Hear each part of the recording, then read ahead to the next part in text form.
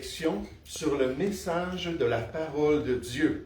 On veut s'arrêter, puis s'approcher de Dieu, puis réfléchir aux voies de Dieu, puis comprendre un peu plus sa volonté pour notre vie, nécessairement pour mettre en pratique ces choses-là dans notre existence et dans notre marche avec le Seigneur.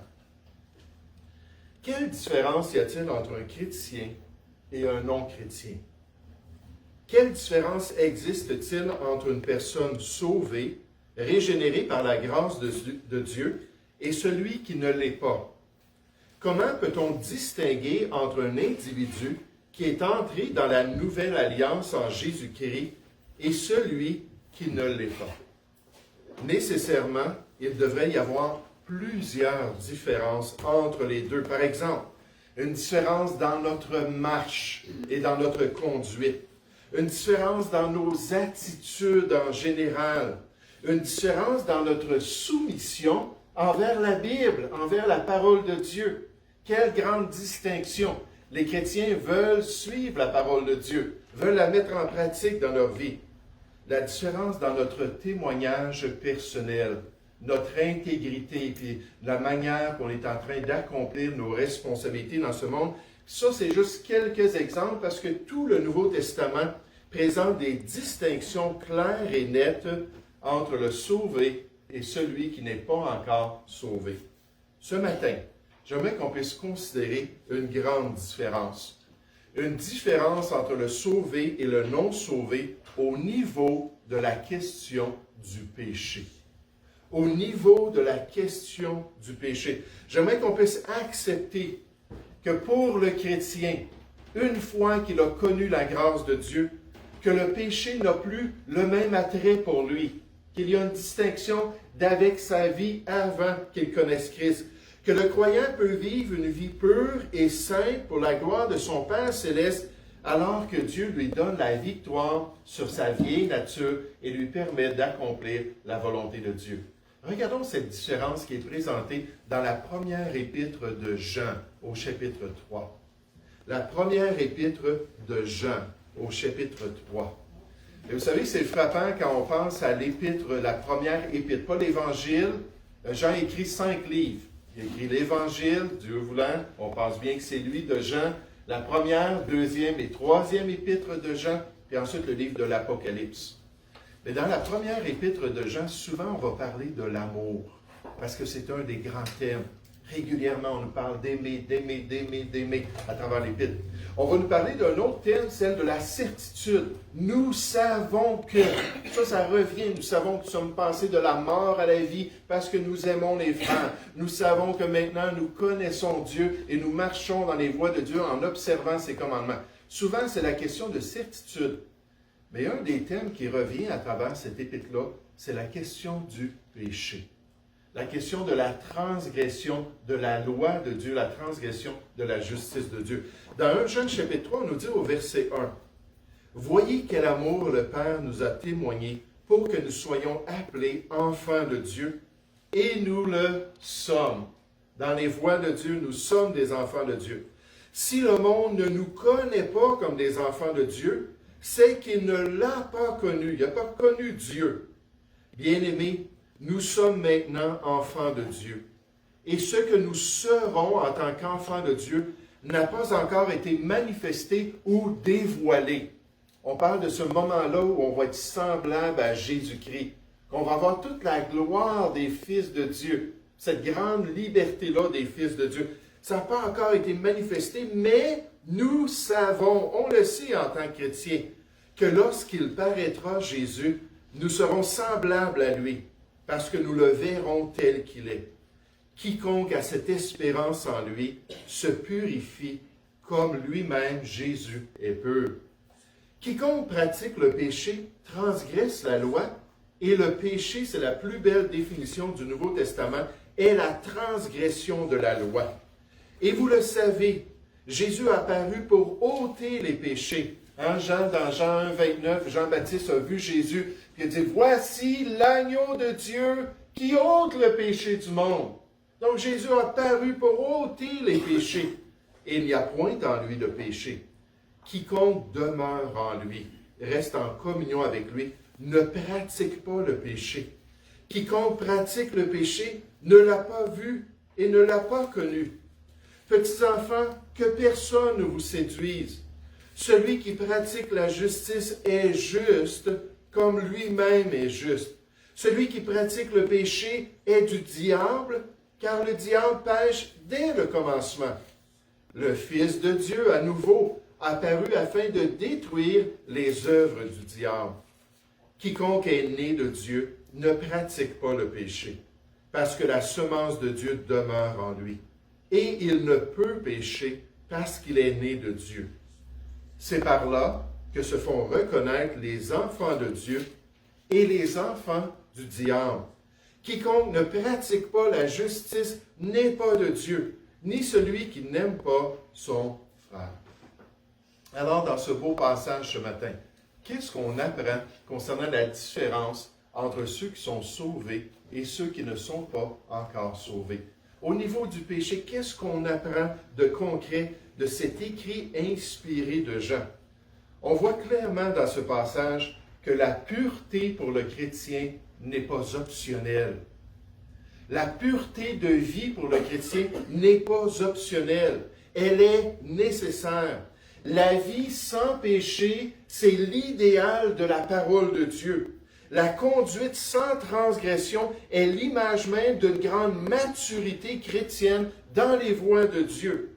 Et pour l'enfant de Dieu, la sanctification de sa conduite et la sanctification de sa vie intérieure et extérieure est le plan du Seigneur tout au long de sa vie.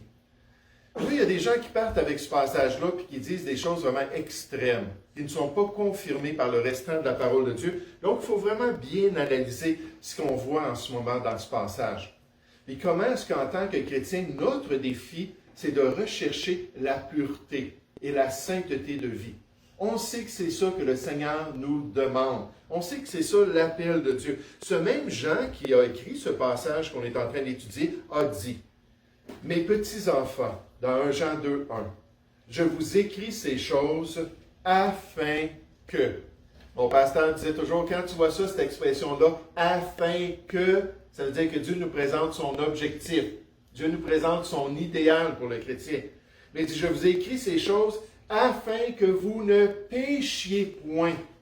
Et si quelqu'un a péché, parce qu'on demeure faible, hein, on demeure des gens qui ont peut-être un bon esprit, mais dont la chair est faible, on va broncher de toutes sortes de manières. On nous dit 7 fois le juste tombe et il se relève. On ne parle pas de perfection ici. Mais si quelqu'un a péché, nous avons un avocat auprès du Père, Jésus-Christ le juste. Merci Seigneur que tu es là pour nous représenter dans l'œuvre que tu as accomplie. Dans les versets précédents de ce passage, Jean a écrit aux chrétiens, « Si nous disons que nous n'avons pas de péché, ah, moi là je suis parfait, puis ma nature a été irradiée lors de mon salut. » La Bible dit, nous nous séduisons nous-mêmes, on se ment à nous-mêmes, et la vérité n'est point en nous. Si au contraire, nous confessons nos péchés dans notre marche avec Dieu, il est fidèle et juste pour nous les pardonner et pour nous purifier de toute iniquité. Si nous disons que nous n'avons pas péché, nous le faisons menteur et sa parole n'est point en nous. Donc ici, dans ce passage, on ne parle pas de perfection. On ne parle pas que dans notre marche ici-bas, de ce côté ici de l'éternité, qu'on va être en mesure d'avoir une vie impeccable en tout moment, mais on nous présente ce besoin-là de faire des efforts par la grâce de Dieu pour marcher droitement et purement dans les voies du Seigneur, pour pouvoir vraiment le glorifier comme enfant de Dieu.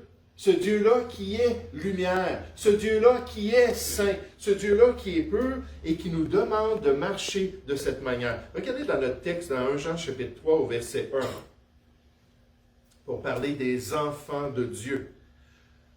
1 Jean chapitre 3 verset 1 se dit, « Voyez quel amour le Père nous a témoigné. Il a tant aimé le monde. » Et cet amour-là qui est venu attirer notre cœur. Cet amour-là qui est venu nous convaincre de notre besoin de Jésus-Christ, pour que nous soyons appelés enfants de Dieu par la foi en Jésus-Christ, Et nous le sommes. Si le monde ne nous connaît pas, c'est qu'il ne l'a pas connu. Bien-aimés, nous sommes maintenant enfants de Dieu. Et ce que nous serons n'a pas encore été manifesté quand Dieu va dévoiler notre pleine nature.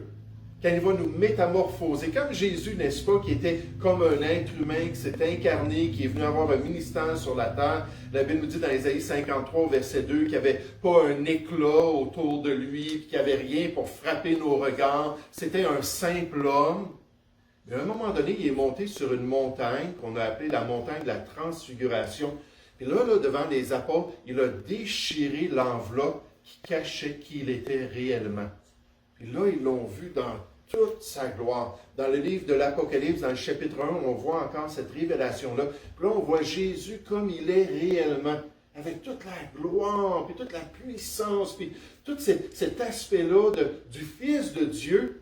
Puis nous, on va être semblables à lui. Donc, c'est ça qu'il dit ici. Bien-aimés, verset 2, nous sommes maintenant enfants de Dieu, et ce que nous serons dans la gloire n'a pas encore été manifesté. Il n'y a pas une distinction physique, mais nous savons que lorsqu'il paraîtra pour venir nous chercher, nous serons semblables à lui, avec la gloire céleste, avec cette gloire de l'adoption de Dieu dans notre vie, parce que nous le verrons tel qu'il est. Et là, remarquez l'application de cette vérité. On a dit, quiconque a cette espérance en lui, que Jésus lui-même s'en vient pour le chercher, se purifie comme lui-même est pur.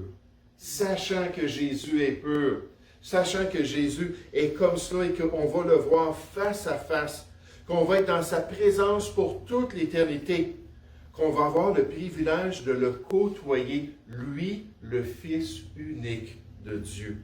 On nous dit, lui qui n'a point commis de péché, et dans la bouche duquel il ne s'est point trouvé de fraude. L'agneau de Dieu sans défaut et sans tache, qu'on va voir enfin à l'enlèvement de l'Église ou après que notre souffle aura quitté notre corps, puis qu'on s'en ira directement auprès du Seigneur. Là, on va le voir dans toute sa splendeur, le juste et celui qui n'a point d'iniquité. On va pouvoir le côtoyer pendant toute l'éternité. Celui que le rédacteur de l'Épître aux Hébreux décrit ainsi lorsqu'il dit « Il nous convenait en effet d'avoir un souverain sacrificateur ou un grand prêtre comme lui, saint, innocent, sans tache, séparé des pécheurs et plus élevé que les cieux. » Puis ainsi pour le chrétien, la pureté n'est pas optionnelle. L'enlèvement peut se produire à n'importe quel moment. 1 Jean chapitre 2, verset 28, on nous dit, est-ce que vous allez être debout en train de marcher avec lui et dans la joie lors de son retour? Ou est-ce que vous allez avoir la honte parce que vous allez être éloigné de lui? Vous ne serez pas en communion avec lui. Puis là, il va paraître, puis là, vous allez dire, wow, j'ai vraiment manqué. Au lieu d'être pur comme lui-même est pur, j'aurais dû me purifier. Oh, c'est quelque chose de tellement important. Maintenant, quand on regarde cette question-là du péché dans ce passage, on apprend de même que le style de vie doit être différent. Le style de vie du chrétien. Ça, c'est un concept qui est tellement important pour nous à comprendre quand on parle du péché. La question du style de vie pour l'enfant de Dieu. La manière générale que le chrétien se comporte quotidiennement doit être différent des gens de ce monde. Il doit, la Bible nous dit, se préserver des souillures du monde. Il doit se garder pur en fuyant la corruption qui existe dans le monde par la convoitise. Et encore une fois, Dieu ne lui demande pas la perfection, mais il lui demande de résister, puis d'avoir une vie qui est caractérisée par la pureté et la sainteté. Et c'est pour ça que je vous dis, le style de vie, c'est important de comprendre ça. Lorsque je parle avec un chrétien, puis je le sais, moi je l'ai fait souvent avec mon pasteur, lorsque je suis retombé dans les péchés que j'avais commis avant de connaître le Seigneur, autrefois, les convoitises que nous avions avant dans l'ignorance. Et des fois, je tombais, puis là, j'allais en parler avec mon pasteur, puis il y a des gens dans le ministère qui m'ont parlé aussi de leurs péchés. Mais je leur pose toujours la même question. Est-ce que c'est la caractéristique de ta vie de tous les jours ou est-ce que c'est l'exception? Ça, c'est important de comprendre ça. Est-ce que c'est la caractéristique? Est-ce que c'est comme ça que tu es? Tu es toujours en train de vivre dans le mal. Tu es toujours en train de faire des choses contraires à la volonté de Dieu. Ou, en général, tu cherches à vivre une vie avec une bonne conscience, à faire ce qui est bien, mais dans ta faiblesse, occasionnellement, tu tombes. Ça ne veut pas dire que c'est rien de tomber. Ça ne veut pas dire qu'à cause qu'on ne le fait pas régulièrement, que ce n'est pas quelque chose qui est dommageant pour notre relation avec Dieu. La Bible nous dit que ce qu'on sème, on va le moissonner. Plus qu'on tombe, plus qu'on devient faible. Plus qu'on sème pour l'esprit, plus qu'on s'affermit dans les voies de Dieu. Mais c'est important de se poser la question, est-ce que c'est la caractéristique ou c'est quelque chose qui est exceptionnel? Et Dieu nous connaît. Il sait qui on est. Il sait de quoi nous sommes faits. Et on sait que plus qu'on marche avec le Seigneur, plus qu'il va nous donner la victoire. Plus que ça va devenir rare qu'on se met peut-être en colère. Rare qu'on fait un juron. Tu dis, un chrétien qui pourrait faire un juron, des fois ça arrive. Ou qu'on convoite, ou n'importe quoi qui est contraire à la volonté de Dieu, qu'on n'a pas les bonnes motivations, qu'on cherche à avoir la gloire pour nous-mêmes. Toutes sortes de choses qui peuvent se manifester.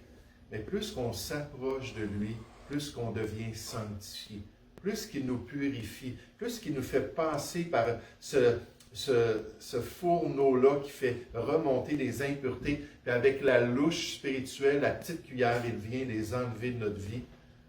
Mais est-ce qu'on a une vie caractérisée par la sainteté? Est-ce qu'on cherche à marcher dans la justice et la pureté aux yeux de Dieu? Un homme qui s'appelait Steve Currington a fondé un programme de thérapie biblique ou thérapie chrétienne pour les toxicomanes.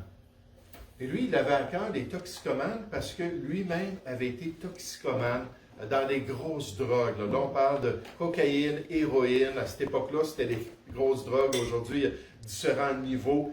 Mais il était vraiment, là, jusqu'à ce qu'il connaisse Christ, il était esclave de ces choses-là. C'était une grosse, grosse dépendance dans sa vie. Et là, lorsqu'il a vu sa situation une fois sauvée, il s'est aperçu que la réalité, c'est que plus qu'il marchait avec le Seigneur, plus qu'il demeurait en lui, plus qu'il s'efforçait d'être en communion avec Dieu, plus qu'il était libre. Mais dès qu'il commençait à marcher selon la chair, puis à ne pas prendre du temps à lire la parole de Dieu, puis à suivre les instructions des Écritures, plus qu'il revenait dans ses anciennes méthodes, ses anciennes manières de vivre. Puis là, il a dit, il faut que je développe un programme pour refléter comment la Bible nous donne la victoire. Là, il a tout développé ça, là, des étapes, pas comme les 12 étapes là, des AA, mais des étapes qui viennent de la parole de Dieu pour permettre aux gens d'être victorieux. Là, il a partagé ça dans son église locale. Puis quand il a demandé, est-ce qu'il y en a qui ont des problèmes avec les drogues, une main s'est levée, une autre s'est levée, une autre s'est levée. Puis finalement, c'était une grosse assemblée, et il s'est aperçu qu'il y avait des toxicomanes au milieu de son assemblée. Et là, il a commencé à pratiquer ça. Il dit, on va tout essayer de suivre ces instructions-là de la parole de Dieu ensemble. Puis ces gens-là ont commencé à être victorieux. Puis ont commencé à avoir de plus en plus de grâce de la part du Seigneur. Là, les gens ont commencé à en parler à leurs amis chrétiens. Et finalement, c'est un programme aujourd'hui qui est partout en Amérique du Nord. Puis qui aide les chrétiens à voir la différence dans cette victoire-là qu'on a en Jésus-Christ. Lorsqu'on marche avec le Sauveur ressuscité, lorsqu'on s'appuie sur lui quotidiennement, tout un potentiel pour pouvoir avoir une vie de victoire. Et là, que ça devienne vraiment l'exception dans notre vie et plus la caractéristique. Alors que Dieu même se glorifie à travers nous. Regardez dans notre passage biblique qu'on voit comment est-ce qu'on voit cette réalité-là concernant ce style de vie-là. 1 Jean chapitre 3 au verset 4. On a dit « quiconque pratique le péché ». On commence avec ça. Après avoir dit « Jésus s'en vient, puis il faut être pur, comme lui-même est pur ». Puis là, il dit « ben là, puisqu'on parle de la pureté, on va parler du péché ». Puis là, il dit « quiconque, n'importe qui, là, pratique le péché ». Ici, c'est juste le verbe « pêche ». Quiconque pêche. Je vais essayer de bien le dire. Mais c'est au temps présent du participe en grec. Ça veut dire quelqu'un qui pêche continuellement. Pas ponctuellement, ça m'arrive une fois. Non, c'est mon style de vie. Je me lève un jour, puis je vais commencer à pratiquer ces péchés-là. Je me lève le lendemain, je vais continuer à pratiquer ces péchés-là. Je vais finir ma semaine pour en débuter une nouvelle, je vais continuer à pratiquer ce péché-là. Le mois après, puis l'année après, puis c'est mon style de vie. C'est toujours ce que je fais. La Bible nous dit, si c'est le cas, quiconque pratique le péché, il transgresse la loi, et le péché, c'est la transgression de la loi. Or, vous le savez, Jésus est venu pour délivrer les gens. Il a paru pour ôter les péchés dans notre vie. Puis il n'y a point de péché en lui. Quiconque demeure en lui. C'est ce que le frère Carrington essaie de dire aux gens. Restez collés sur Jésus. Lui, il est sans péché. Il va vous donner la victoire. Mais quiconque demeure en lui, encore une fois, ce temps présent-là, ne pratique pas le péché. Et combien de fois j'ai entendu des gens dire que Dieu nous dit que si on est sauvé, on ne doit jamais tomber. Parce que c'est terminé, là. Il n'y a plus de péché dans la vie des gens. C'est irradié la vieille nature. C'est pas ça que le temps ici nous dit. Le temps, c'est que c'est la caractéristique, c'est quelque chose que tu fais tout le temps. C'est ton style de vie. Mais si tu es en Jésus-Christ, Dieu t'a délivré de ça. Si tu es en communion avec lui, sa grâce et sa force est là pour toi, pour t'aider. C'est-à-dire au verset 6, quiconque demeure en lui ne pratique pas le péché. Quiconque, encore une fois, c'est pour tous les chrétiens, pratique le péché, ne l'a pas vu, ne l'a pas connu. Oups, êtes-vous vraiment sauvés? Petits enfants, que personne ne vous séduise, que personne ne vous mente, que personne ne vous trompe sur la question du péché. Celui qui pratique la justice, on voit le style de vie, en cherchant premièrement le royaume et la justice de Dieu, en accomplissant la volonté de Dieu. C'est la grande caractéristique de nos vies. Celui qui pratique la justice est juste, a été justifié comme lui-même est juste. Celui qui pratique le péché est du diable, car le diable pêche dès le commencement. Le Fils de Dieu apparu afin de détruire les œuvres du diable. Cherchez le chapitre 5 de 1 Jean. Vous allez voir, Jean revient encore une fois sur la question du péché. C'est un de ses termes. 1 Jean chapitre 5. Pour considérer cette vérité-là à nouveau. Au verset 18. 1 Jean chapitre 5 au verset 18. Il dit, nous savons. C'est notre certitude.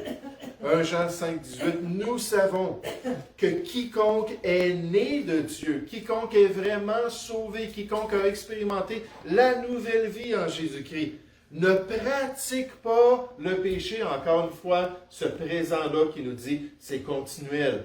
C'est toujours ce qu'il fait. Il n'y a aucun problème avec ça. Il est même joyeux dans son péché. Il n'y a pas de crise d'anxiété envers Dieu. Il n'y a pas la peur que Dieu va le punir. Non, il est bien dans cela. Il va vivre dans son concubinage, ou il va vivre dans son adultère, ou il va vivre dans ses vols, alors qu'il vole le gouvernement ou il vole le dépanneur du coin. Puis il va faire toutes sortes de choses contraires à toutes les instructions que Dieu donne. Puis il n'y en a aucun problème. Et le pire, c'est que Dieu ne fait rien dans sa vie. Dans Hébreux chapitre 12, Dieu dit qu'il est un bon père. Puis si on vit dans le péché, il va châtier son enfant si on est un enfant légitime. Mais s'il n'y a rien qui se passe, puis il peut juste continuer à faire ces choses-là, il y a un problème. Il dit, mais celui qui est né de Dieu se garde lui-même, il a tout le potentiel, et le malin ne le touche pas. Nous savons que nous sommes de Dieu et que le monde entier est sous la puissance du malin. C'est pour ça que les gens inconvertis, c'est leur style de vie, le péché. Nous savons aussi que le Fils de Dieu est venu et qu'il nous a donné l'intelligence pour connaître le véritable. On demeure en lui et nous sommes dans le véritable en son Fils Jésus-Christ. C'est lui qui est le Dieu véritable et la vie éternelle. Petits enfants, gardez-vous des idoles. Quel style de vie possédons-nous en tant que chrétiens? Les gens qui nous côtoient dans notre quotidien sont-ils conscients que nous sommes différents du monde? Est-ce qu'ils voient que pour nous, c'est important de suivre Dieu?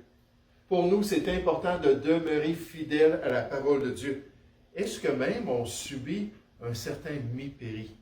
parce qu'on ne suit pas les coutumes ou le sentiment social du siècle présent. Vous savez, l'apôtre Paul a dit que c'est possible pour le chrétien. On nous dit aussi, trouve-t-il les gens du monde étranges? 1 Pierre 4,4. Trouve-t-il étrange que vous ne vous précipitiez pas avec eux dans le même débordement de débauche et ils vous calomnient? Je me souviens quand j'ai travaillé en psychiatrie, j'ai travaillé en psychiatrie à l'hôpital de Saint-Hyacinthe. D'accord, je n'étais pas un patient en psychiatrie. Mais quand je travaillais là-bas, souvent je descendais le couloir, c'était mon travail de m'en aller d'une unité à l'autre, descendre les couloirs, surveiller ce qui se passait. Puis là, les intervenants parlaient, puis tout à coup, ils disaient Là, ça se taisait. Là, je regardais en souriant, tout ça. C'est le curé qui vient d'arriver, là. Il faut qu'on se taise. C'est le prêtre là, qui vient d'arriver, il faut qu'on se taise. J'ai dit non, vous n'avez pas besoin de vous taire. Faites ce que vous faites. Ce n'est pas à moi que vous devez rendre compte un jour. C'est à Dieu que vous devez rendre compte. Et il riait de cela. Mais je remercie le Seigneur qu'il y avait quand même une bonne amitié malgré tout. Mais des fois, ce n'est pas toujours le cas, n'est-ce pas? Des gens dans nos familles, des gens où on travaille, peut-être des gens même dans l'église où on va. Puis là, ils voient là, qu'on a une sensibilité, ils voient qu'on cherche à s'efforcer pour enlever des choses de notre vie. Puis des fois, on va se faire calomnier. Des fois, les gens vont parler dans notre dos, vont dire des choses contre nous. Au lieu de se respecter, n'est-ce pas? Mais c'est pas juste parmi les chrétiens. Je me souviens de cette jeune chrétienne, je vous l'avais raconté. Elle travaillait pour une compagnie qui imprimait de la publicité pour des compagnies. Puis elle aimait beaucoup son travail, puis elle était très bonne comme graphiste. Vraiment, il y avait un côté artistique qu'elle avait naturellement. Et elle amenait ça à son travail de graphiste. Puis les gens disaient « Wow, c'est incroyable ce que tu peux faire avec quelques images, avec quelques textes. » Puis elle faisait des très, très belles productions. Puis pendant des années, elle a fait ça pour la compagnie où elle était bien appréciée. Jusqu'à ce que son patron vienne la voir un jour, puis lui amène des images de femmes dénudées pour un magasin de produits érotiques. Là, ils lui ont remis cela entre ses mains, puis ils ont dit, maintenant, tu vas faire tous des beaux montages avec ces images-là pour qu'on puisse produire de la publicité pour ce magasin-là. Puis elle a regardé ça, puis dans sa conscience, elle savait que ça allait contre ses valeurs. Ce n'était pas du tout le style de vie qu'elle voulait rehausser. Elle ne voulait pas faire de la publicité pour ça. Elle dit, mais est-ce que tu pourrais juste remettre ça à quelqu'un d'autre? Elle dit, moi, là, ça me dérange, je ne peux pas faire ça. Là, son patron, elle était très polie envers lui. Son patron a dit, non, non, je te demande de faire ça. Elle dit, je suis désolé, je ne peux pas. C'est contre ma conscience. Il a dit, ben moi aussi, je suis bien désolé. Il dit, là, ça suffit ta moralité, là. Puis il dit, là, tu fais ça ou tu t'en vas. Prends tes choses, puis sens tes choses dans ta boîte, puis va-t'en. Puis elle dit, OK. Elle est allée chercher une boîte, puis elle a tout mis les choses de son bureau. Elle avait tout son petit bureau. Elle avait vraiment, là, à travers les années, là, elle avait un poste privilégié dans ce rôle-là de graphiste. Elle a tout mis ça dans une boîte, puis elle est partie. Puis elle me partageait, elle dit, ça m'a brisé le cœur. Elle dit, ça fait des années que je témoignais à ces gens-là. C'est des années que j'essayais de les gagner au Seigneur. C'est des années que je développais de bonnes relations. Puis tout a été détruit dans un coup. Mais elle dit, je ne pouvais pas faire ça contre Dieu. Hein, c'est un petit peu comme Joseph, lorsque la femme de Potiphar est venue le voir, et elle lui disait à chaque jour, couche avec moi, couche avec moi, couche avec moi. Et ce jeune homme dans la fleur de l'âge, hein, puis avec probablement une très, très belle femme. Les dirigeants égyptiens étaient connus là, pour les femmes qu'ils choisissaient, puis leurs concubines. Certainement qu'elle était très belle. Puis là, elle venait là, pour lui présenter ça. Il dit, je ne peux pas faire ça contre ton mari, mon maître, mais surtout, je ne peux pas faire ça contre Dieu. Puis on sait ensuite qu'est-ce que Joseph a subi. Il a été arrêté, accusé de viol, puis ainsi de suite. Mais des gens qui sont prêts à subir la moquerie, qui sont prêts à être différents, qui sont prêts à accomplir la volonté de Dieu. Surtout ce passage, lorsqu'on parle d'une distinction entre les croyants et les païens, les non-sauvés, on reconnaît que ce passage dit que, le péché habituel démontre la perdition d'une personne. Ça, il faut retenir ça. Si quelqu'un, c'est son style de vie, elle peut dire « Jésus, Jésus, autant qu'elle veut. Hein, Seigneur, Seigneur, autant qu'elle veut. » Mais si elle vit dans le péché pendant des années, puis elle continue dans le péché, puis elle fait ce qui est mal sans aucun problème, puis Dieu n'est pas en train de la chanter, de la ramener, Jean nous dit, ça veut juste dire que cette personne-là n'est pas sauvée. Que cette personne-là n'a pas des fruits dignes de la nouvelle vie en Jésus-Christ. Elle n'a jamais été affranchie de son péché. Elle n'a jamais expérimenté la liberté des enfants de Dieu. Puis il faut tout simplement arrêter de dire, ben, c'est une sœur ou un frère dans le Seigneur. Parce que Dieu nous dit, c'est impossible. Encore une fois, si c'est continuel, si c'est le style de vie, puis la personne se plaît dans son péché. Regardez dans notre texte, dans 1 Jean 3 au verset 9. 1 Jean 3 au verset 9. Quiconque est né de Dieu, quiconque est sauvé, est-ce que vous êtes sauvé ce matin? Avez-vous mis votre foi en Jésus-Christ? Avez-vous expérimenté le nouveau cœur, la nouvelle vie en Jésus-Christ? Quiconque est né de Dieu ne pratique pas le péché tant continuel. Ce n'est pas son style de vie. Parce que, on nous explique pourquoi, la semence de Dieu demeure en lui. C'est quoi la semence de Dieu? Est-ce que vous pouvez juste me dire son nom? La parole. L'Évangile. Non. La semence de Dieu, dans 1 Jean, on nous parle de la semence puis de l'onction de Dieu. Saint-Esprit. Le Saint-Esprit. Il vient en nous, n'est-ce pas, quand on est sauvé? Il est saint, il est pur. Il n'y a aucun péché en lui. Mais la semence de Dieu demeure en lui. Et il ne peut pécher continuellement dans un style de vie parce qu'il est né de Dieu. C'est sa nouvelle nature. C'est par là que se font reconnaître les enfants de Dieu. Remarquez, et les enfants du diable, des enfants qui suivent cet esprit-là qui agit dans les fils de la rébellion. Quiconque ne pratique pas la justice comme style de vie n'est pas de Dieu, ni celui qui n'aime pas son frère. Cherchez avec moi 1 Corinthiens chapitre 6. Deux passages pour confirmer cela. 1 Corinthiens chapitre 6, Jean nous dit que si une personne n'a pas cette nouvelle vie-là, puis n'a pas cette justice-là qui se manifeste par des fruits dignes de la repentance, à ce moment-là, il faut juste conclure que la personne n'est pas sauvée. Ça, dans une église, c'est très important qu'on ne change pas ce message-là. La Bible nous dit qu'un peu de levain de péché dans une église va affecter toute la pâte. Il faut dire les vraies choses. Il faut rester attaché au fait que le mal, c'est le mal aux yeux de Dieu. Puis il ne faut pas découper le mot péché de notre dictionnaire chrétien. C'est important de rester attaché à cette vérité-là et dire nécessairement la vérité dans l'amour. Non, on veut juste aider les gens, on veut juste les encourager. 1 Corinthiens chapitre 6, Paul parle des difficultés entre les chrétiens, des chicanes, puis même au fait qu'ils sont allés devant les autorités de ce monde pour faire traiter ça par les juges païens, les difficultés qu'ils avaient. Et dit au verset 7, « C'est déjà certes un défaut chez vous que d'avoir des procès les uns avec les autres. Pourquoi ne souffrez-vous pas plutôt quelque injustice? Pourquoi ne vous laissez-vous pas plutôt dépouiller plutôt que de faire ça à votre frère? Mais c'est vous qui commettez l'injustice et qui dépouillez, et c'est envers des frères que vous agissez de la sorte en les amenant devant les autorités du monde. » Remarquez le verset 9. On nous parle de quelqu'un qui continuellement est dans le péché. Ne savez-vous pas que les injustes qui ne sont pas justes, qui sont dans le péché, n'hériteront point le royaume de Dieu? Ne vous y trompez pas, il ne faut pas se séduire, il ne faut pas se mentir. Ni les impudiques ou les débauchés, ni les idolâtres, ni les adultères, ni les efféminés, ni les infâmes, ni les voleurs, ni les cupides, ni les ivrognes, ni les outrageux, ni les ravissants, n'hériteront le royaume de Dieu. Paul dit, il faut mettre les choses au clair. Si vous agissez ici tout le temps, c'est peut-être parce que vous n'êtes pas sauvés. Et c'est là ce que vous étiez, quelques-uns d'entre vous. Mais vous avez été lavés, mais vous avez été sanctifiés, mais vous avez été justifiés au nom de notre Seigneur Jésus-Christ et par l'Esprit de notre Dieu. Maintenant que vous êtes sauvés, il y a un changement dans votre conduite.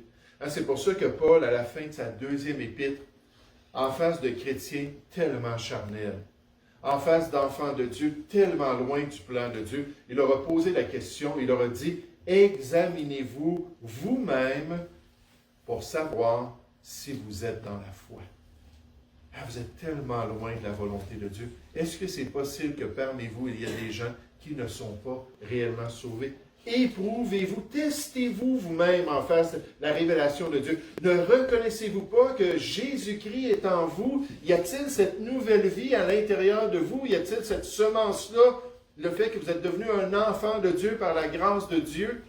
Est-ce que c'est là à l'intérieur de vous? À moins peut-être que vous ne soyez réprouvés. Il dit, puisque vous commettez de l'injustice, mais les injustes ne rentreront pas dans le royaume de Dieu. Est-ce que vous êtes vraiment sauvés? On ne veut jamais mettre en doute le salut d'une personne.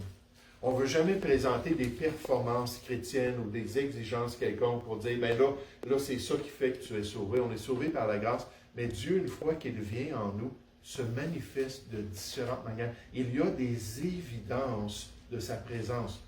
Et plus on marche avec lui, plus on est libéré. Vous connaîtrez la vérité, Jean 8, 32, et la vérité de Dieu vous affranchira, vous rendra de plus en plus libre. Regardez le deuxième passage. Galates, chapitre 5. Galates, chapitre 5. Juste pour que vous soyez certains que je n'interprète pas mal ce que Jean a dit dans 1 Jean, chapitre 3, versets 9 et 10. Galates, chapitre 5, alors que Paul parle des œuvres de notre vieille nature, parce qu'on a toujours la vieille nature. C'est un combat, là, dans notre âme. La vieille nature veut quelque chose, puis la nouvelle nature, ou l'Esprit de Dieu, veut quelque chose d'autre. Ils sont vraiment dans un combat spirituel. Et là, on doit juste se soumettre finalement à la nouvelle nature. Et c'est comme ça qu'on va avoir la victoire. Un missionnaire expliquait ça à un chef indien. Puis il dit, il dit, je comprends. Il dit, j'ai un loup ou un chien noir à l'intérieur de moi, puis un chien blanc. Puis tous les deux là, sont toujours en train de se battre. Je comprends ça. Il avait accepté le Seigneur, puis il voyait le conflit intérieur. Le missionnaire a dit, oui, mais avec tout ce que je t'ai dit, comment est-ce que le chien blanc peut avoir la victoire? Il dit, c'est pas compliqué. Il dit, je vais arrêter de nourrir le chien noir. Si je ne nourris plus le chien noir, puis je donne plein de nourriture au chien blanc, c'est lui qui va être fort. Et c'est ce que Galates chapitre 6 nous dit, effectivement. Mais regardez Galates chapitre 5, cette réalité-là au verset 19. Or, les œuvres de la chair sont manifestes. Elles vont se présenter aux yeux de tous. Ce sont l'impudicité, l'impureté, la dissolution, le désordre, l'idolâtrie, la magie, les inimitiés, les querelles, les jalousies, les animosités, les disputes, les divisions, les sectes, l'envie, l'ivrognerie, les excès de table et les choses semblables. Il dit, wow, c'est une liste noire, n'est-ce pas? Comme c'est pas beau. Il dit, je vous dis d'avance, comme je l'ai déjà dit, que ceux qui commettent régulièrement et continuellement comme style de vie de telles choses n'hériteront point le royaume de Dieu. Pour eux, c'est un signe de perdition, un signe qu'ils n'ont pas connu la vérité du Seigneur. Alors, qu'est-ce qu'on apprend ce matin alors qu'on pense à cette question du péché? Premièrement, on apprend qu'en tant que chrétien, la pureté, ce n'est pas optionnel. Dieu ne nous a pas appelés à l'impureté, 1 Thessaloniciens 4, mais il nous a appelés à la sanctification. La sanctification, c'est devenir saint ou devenir pur. Dieu s'attend à cela. Il veut le faire dans notre vie. Il veut qu'on soit irréprochable dans notre corps, notre esprit, notre âme pour le jour de Jésus-Christ. Parce qu'on aura laissé Dieu agir dans notre vie. Et là, quand on va être devant le Seigneur, là, la perfection va apparaître. Là, il n'y aura plus de vieille nature, on va être vraiment pur devant lui. Mais deuxièmement, on voit aussi que c'est une question de style de vie. Est-ce que je tombe en tant que pasteur? Je tombe en tant que pasteur. Il n'y a pas une élite spirituelle. Est-ce que ça arrive qu'on trébuche en tant que chrétien? Qu'on a peut-être certains péchés un peu habituels. Bon, quand on a nos manquements, c'est vers ces choses-là qu'on retourne. Oui, effectivement. Dieu ne demande pas la perfection, il nous demande de résister. Il nous demande de saisir sa grâce. Et en fait, si une personne ne le fait pas, et c'est son style de vie, alors le péché habituel démontre tout simplement qu'il n'est pas sauvé. Il ne peut pas être un enfant de Dieu. Et nous, alors qu'on vit dans une génération corrompue et des gens qui sont dans les ténèbres, Dieu nous appelle à briller au milieu d'eux, à être ces flambeaux-là avec l'évangile de Jésus-Christ, parce qu'on est différent, on accepte d'être différent des pratiques du monde, puis on veut leur montrer que Jésus-Christ est dans notre vie. Mais pour ça, il faut vivre dans la pureté et accomplir le plan de Dieu. Nous allons prier ensemble. Oui, Père Céleste, j'aimerais te louer, j'aimerais te remercier pour ce privilège, Seigneur, de te connaître, ce privilège de pouvoir accomplir ta volonté. Et Père Céleste, je te prie que tu puisses nous bénir abondamment alors qu'on marche dans tes voies. Cette fois, le juste tombe, mais il se relève. Si nous confessons, nous admettons, si nous sommes prêts à dire que tu as raison, alors tu viens nous purifier et on peut continuer dans notre marche avec toi. Oh, aide-nous à être différents, Père Céleste. Aide-nous à avoir un style de vie qui est caractérisé par la justice. Et aide-nous à te glorifier dans notre marche ici-bas. Seigneur, nous te prions au nom du Seigneur Jésus. Amen.